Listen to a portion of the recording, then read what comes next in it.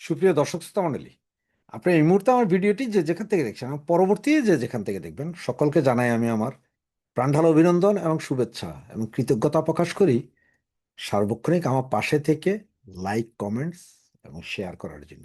ভিডিওটি প্রচণ্ড পরিমাণে লাইক করুন, কমেন্টস করুন এবং শেয়ার করুন, কারণ এটা মানুষের জানা উচিত।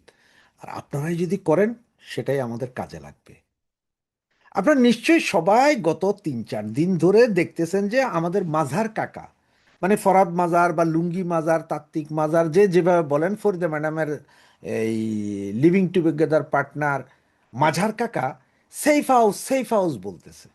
একটা কথাই খেয়াল করছেন? উনি বারবার বলছে যে আন্দোলনকারীদের এই নেতা, যেমন আপনার সার্জিস, নাহিদ, মাহফুজ, পাটোয়ারি, গাটোয়ারি, চাটোয়ারি, যত রকম আছে, সবগুলোকে আমেরিকান সেফ হাউসে রাখা হইতো, মগজ ধোলাই করা হইতো। কারণ আপনি একটা জিনিস একটু মিলান তো, মানে আমার মাথায় আসতেছে এটা, সুতরাং আপনাদের মাথায় আসা উচিত এবং আপনারাও একটু চিন্তা করা উচিত বলে আমি মনে করি। অবশ্য এর মধ্যে যদি বলেন যে আমার যুক্তি বা আমার কথাগুলো পাগলের মতো হয়ে যায় ভাই, তাইলে আর কিছু বলার নাই আপনাদেরকে। আর ঘটনা হচ্ছে যে পাগল হয়তো তারে বলতে পারেন যে তিতা না মিঠা বুঝে না, ঠিক আছে না? তিতা মিঠা মানে যে পাগলারাতে জিলাপি দিও না, একটা গান আছে না, ওই গানের মতন। তো পাগলের টেকাও চিনে, পাগলের বেডিও চিনে, আমি দুইটাই চিনি, সুতরাং আমি পাগল না। তো এই জন্য এই যে মাজার কাকার সেফ হাউস, এখন দেখেন যে শেখ হাসিনা সরকার পতন হলো, পতন হওয়ার প্রায় 6 মাস 8 মাস পর থেকে আয়নাঘর আয়নাঘর আয়নাঘর, বিশাল আয়নাঘর। আয়নাঘর বলতেন, এর মধ্যে এখন আবার ওই যে বিএনপির কিছু কিছু লোক বলতেছেন আয়নাঘরে ইয়েরও রাখা হয়েছিল, কারে, তারেক জিয়ারও রাখা হয়েছিল। তাহলে আয়নাঘর তো আওয়ামী লীগের আমল না, আয়নাঘর সেই আমল থেকে 2007-08 থেকে আয়নাঘর আছে। আচ্ছা ধরে নিলাম তখন আয়নাঘরে তো একটা ছিল, তারেক ভাইয়া ছিল ওখান থেকে, ওইটার কোনো হদিস নাই কোথায় কোন আয়নাঘর। এখন ইনুস কাকারা যেভাবে দেখাইলো, বা এই যে 5ই আগস্ট এই জাদু, কি জাদুঘর না চিড়িয়াঘর জানি উদ্বোধন করলো, সেখানেও বিভিন্ন আয়নাঘর দেখানো হইলো ও, এবং ঢাকা শহরের বিভিন্ন জায়গায় ডিজিএফআই, এনএসআই, সেনাবাহিনীর আয়নাঘর দেখানো হচ্ছে। আপনি কি একটা জিনিস চিন্তা করছেন বা একটা জিনিস খেয়াল করছেন? এই আয়নাঘরগুলোতে যখনই দেখানো হচ্ছে তখন দেখা যাচ্ছে যে আপনার জাস্ট ইটের যে দেওয়াল তুলছে, একদম ফ্রেশ দেওয়াল। 2-4-5 মাস, 2-4-6 মাস যদি আপনি আপনার ঘরে এরকম একটা দেওয়াল তোলেন এটার প্লাস্টার ছাড়া, ওইটাতে একটু রাস্ট পড়ে, কালা হয়, এটা কালো হয় না। বা প্লাস্টার করলে প্লাস্টার একটু কালো হয়ে আসে, সেটা হয় না। আবার নতুন নতুন দরজাও লাগাইতেছে, কোনো কোনোগুলোতে রেড অক্সাইডও মারে নাই দরজা, মানে আয়না যে কোনো রকম বসাই দিয়ে খালি আয়নাঘর দেখানো হইতেছে। এইসব আয়নাঘর আপনার একটু চিন্তা করতে, এইসব আয়নাঘর কি আসলে ডিজিএফআই, এনএসআই বা অন্য কেউ ব্যবহার করছে, নাকি সেই সেফ হাউস আমেরিকান এম্বাসির তৈরি করা এগুলো হয়তো সেফ হাউস, যেগুলো বড় বড় এক একটা রুম ছিল, ওগুলার ভেতরে এখন জাস্ট মাঝখান দিয়ে দেওয়াল তুলে বলা হচ্ছে যে এটা আয়নাঘর। একটু চিন্তা করেন, আমেরিকান সেফ হাউস কি আমেরিকান এম্বাসির ভেতরে ছিল, নাকি আমেরিকান সেফ হাউস গুলো এইরকম বিভিন্ন বিল্ডিং এর পুরো অ্যাপার্টমেন্ট ভাড়া নিয়ে বা পুরো বিল্ডিং ভাড়া নিয়ে সেইটার ভেতরে প্রথমে তারা আলিশান বাড়িঘর করলো, কইরা ওইখানে রাইখা এদেরকে তসবি তদবির যা দেওয়ার সব দিল, দিয়া এদের বানানো হইলো। এবং যখনই শেখ হাসিনা সরকারের পতন ঘটলো, তখনই এবার করবে কি, এবার ফার্নিচার টার্নিচার সরাও, রিডাকশন নামে বেচা ফেলা, এটা কিনা যায়, পুরানো ফার্নিচার ঢাকাতে প্রচুর বেচা কিনা হয়। এবং এখন সেই অ্যাপার্টমেন্টের দেওয়ালগুলোর মাঝখানে মাঝখানে আবার তাড়াহুড়া করে প্লাস্টার বিহীন খালি দেওয়াল তুলো, ছোট ছোট দরজা, এগুলো পাওয়া যায়, বানানো পাওয়া যায়। সেখান থেকে আয়না লাগাই দিয়া যে এইটা, এইগুলো আয়নাঘর ছিল। কয়টা? এই 20-25-30-50 100টা আয়নাঘর ছিল। আবার কোন কোন আয়নাঘর যে বলা হয় যে এই যে ঘর দেখছেন আপনি, এই 6 হাত লম্বা, 2 হাত পাশে, এটার ভিতরে টয়লেট ছিল, কিন্তু কোথাও একটা টয়লেট দেখা নেই। টয়লেটের জায়গা একবার প্লাস্টার করা কেন ভাই? ওই আয়নাঘরের ওই রুমে যদি টয়লেট থাকে, আপনি টয়লেট রেখে দিবেন, এগুলো ভাঙবেন কেন? এগুলো তো সব স্মৃতি না, জাদুঘর। এ আয়নাঘর তো না, এটা তো জাদুঘর, এগুলো তো রাখবেন, এগুলো পাবলিক পয়সা দিয়ে আইসা দেখবে যে কি পরিমাণ টর্চার এই আয়নাঘরে রাইখা রেখা করছে। এগুলো দেখানো উচিত ছিল না? এখন আমার প্রশ্ন হচ্ছে যে এইগুলো কি আসলে কি আয়নাঘর ছিল, নাকি এগুলো সেই আমেরিকার সেফ হাউস ছিল, যার কারণে আমি থাম্বনেল এবং হেডলাইনটা সেইভাবেই দিয়েছি আপনাদেরকে। আপনারা একটা বার একটু মিলান, যে আয়নাঘরে যদি হইতো তাহলে সেই দিন 5ই আগস্টের পরে 6, 7, 8, 9, 10-এর ভিতরে তোরা সব আয়নাঘর দেখাইতে। আপনাদের একটা জিনিস একটু মনে করে, যে সিরিয়া এবং লিবিয়া, কেউ যদি আমার কথা বিশ্বাস না হয় প্লিজ দয়া করে একটু গুগল সার্চ করুন। সিরিয়াতে বাশার আল আসাদ চলে যাওয়ার পরে, চলে যাওয়ার 7-8 ঘন্টা পর থেকে 3 দিন যাবত বিভিন্ন আয়নাঘর, মায়নাঘর, চায়নাঘর যা যা ছিল, এগুলো সবগুলো থেকে যে পাবলিক জায়গা তালা তুলা ভাঙা সবাই বাইর হচ্ছে, আর বাইর থেকে এটা মোবাইল দিয়া, অনেকে মোবাইল দিয়া ভিডিও, ক্যামেরা দিয়ে ভিডিও, মানুষ বেরোচ্ছে, এগুলো দেখাচ্ছে।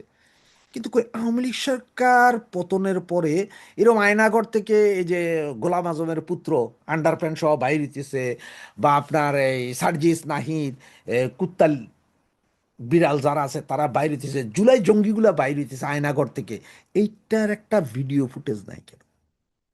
শুধু এই আন্দোলনের সময় কখন ওই যে মুগ্ধ খাওয়াবে ওনার আম্মুর দুগ্ধ সবাই রে, উনি কিভাবে গুলি খাইলেন, কোন জায়গা থেকে গুলি মারলেন, এইটার কিন্তু ভিডিও ফুটেজ পুরা আছে, খেয়াল করছেন? হ্যাঁ, এই যে ক্রিমিনাল আবু সাইদ, কুত্তা চোদা আবু সাইদ, হে 2 হাত চিতাইয়া দিয়া আহা বুকে গুলি খাইতেছেন, এই ভিডিও ক্যামেরাম্যান ঠিক টাইম মতোই ছিল। হ্যাঁ, কখন গুলি হবে, কখন উনি পড়বে, কি হিসাবে পড়বে, গুলি কিন্তু দেখা যায়নি। এখন এটার যুক্তি দেওয়া হয় কি, যে ভাই এত দ্রুত গুলি যায়, গুলি তো ছোট জিনিস, এটা ক্যামেরাতে আসে না, ওকে আমি মাইনা নিলাম, এটা তো আর বাংলা ফিল্ম বা ইংলিশ ফিল্ম না যে গুলি যাইতেছে নায়ক দেখতেছে, এরকম না। তো এরপরে পোস্টমর্টমে দেখা যাচ্ছে গুলির কোনো দাগ নেই, ওই কুত্তা মরলো কেমনে, কুত্তাও বলে সই। তো এরকম ওই যে যার মায়ের দুগ্ধ ব্যস্ত মুগ্ধ যায় যায় রাস্তায়, হের গুলি খাওয়া, অমুক যায় অমুকের গুলি খাওয়া, ওইখান দিয়ে বাচ্চা মাইয়া গুলি খাইছে, 13 তলার উপরে বাচ্চা মাইয়া গুলি খাইছে, জানলা দিয়া পইরা ওখানে লাফাইতেছে, ওইখানের ভিডিও আছে। তা আয়নাগরের ভিডিওগুলো নাই কেন? আয়নাগর থেকে যে বাইরেতেছে কুত্তা বিড়ালগুলা, ওগুলোর ভিডিওটা নাই কেন? আর এই কথাটা এখন পর্যন্ত এই যে আমাদের ধরেন আওয়ামী লীগ বলেন, ছাত্রলীগ বলে, বা আওয়ামী পরিবারের যেসব বুদ্ধিজীবী, যেসব নেতা, যেসব কর্মী, আপনারা কেউ একটা বার এটার প্রশ্ন তোলেন নাই কেন? ন্যারেটিভটাকে ন্যারেটিভের জবাবে দিতে পারেন নাই কেন? এই যে এখন চাচা মিয়া যখন কইতেছে যে সেফ হাউস ছিল, তখন কেউ একজন প্রশ্ন করেন না কেন, যে এই সেফ হাউসগুলোই কি সে আয়নাঘরের সেফ হাউসগুলো কিনা? আয়নাঘর হিসেবে যেগুলো দেখানো হচ্ছে সেগুলোই কি আসলে সেফ হাউস কিনা? কারণ পরিষ্কার দেখেন যে একটা বিল্ডিং এর ভিতরে ওখানে কিচ্ছু দেখে না, শুধু চাট করে ঘুরে 3-4টা দেওয়াল তোলা, একদম নতুন ফ্রেশ দেওয়াল তোলা, এই যেগুলো আয়নাঘর ছিল কেন? কিভাবে ঢুকেন, কোথায় ঢুকেন, কোন জায়গায় যান, সব দেখান, মানুষ বুঝবে যে এটা অ্যাপার্টমেন্ট ছিল না কি ছিল। মানে অ্যাপার্টমেন্টের ভেতরে যে আপনার আয়নাঘর, নাকি কোন মার্কেট, নতুন করা মার্কেট উঠতেছিল যেটা বন্ধ হয়ে আছে, এরকম মার্কেটের ভেতরেই আপনারা ছোট ছোট ছোট দোকান যারা করবে, ওগুলোর মধ্যে পার্টিশন দিয়ে এখন আয়নাঘর বানাইয়া এগুলো দেখানো হইতেছে যে আওয়ামী লীগ সরকার বা শেখ হাসিনাকে দোষারোপ করার জন্য। কোনটা একটু চিন্তা করেন। আর এই যে সালাউদ্দিন হারামজাদা 9 বছর শিলংয়ে ছিল, আপনি আমি সবাই জানি, ওনার ভারতে বসে থাকার, খাওয়ার, সাদা লুঙ্গি সাদা শার্ট পরে ঘোরার অনেক ছবি ভিডিও ফ্লাশ হয়েছে, এখন উনিই বলছেন গু। তাহলে এখন আপনারা যারা আওয়ামী পরিবার যারা আছেন, তারা কেন এটা চিল্লাচ্ছেন না যে 121 জন এমপি মন্ত্রী আমাদের জেলে থাকার পরও বাকি এমপি মন্ত্রীরা কোথায়, এদের সবাইকে কি 5ই আগস্ট পরে গুম করা হয়েছে কিনা? এদের সবাইকেই তো গুম করা হয়েছে। সালাউদ্দিন ভারতে বসে, সালাউদ্দিন যখন কথা বলছে, আনন্দ করছে, নাচছে গাইছে নর্তকী নিয়া, সেইখানে থেকে যদি গুম হইতে পারে, তাহলে এই নেতাকর্মী যারা বিভিন্ন দেশে আছে, আপনারা দেখতেছেন বিভিন্ন জায়গায়, এদেরকে তো মনে হয় গুম করে রাখা হয়েছে নাকি? তারেককে নাকি শক্তি প্রয়োগ করা, বল প্রয়োগ করা, দেশ থেকে বাধ্য করা হয়েছে এবং দেশ ত্যাগ করেছে জোর করে। শেখ হাসিনাকে তো আপনারা নিজেরা নিয়ে দিয়ে এসেছেন, নাকি ভারতের কাছেই আপনারা গুম করে রেখেছেন?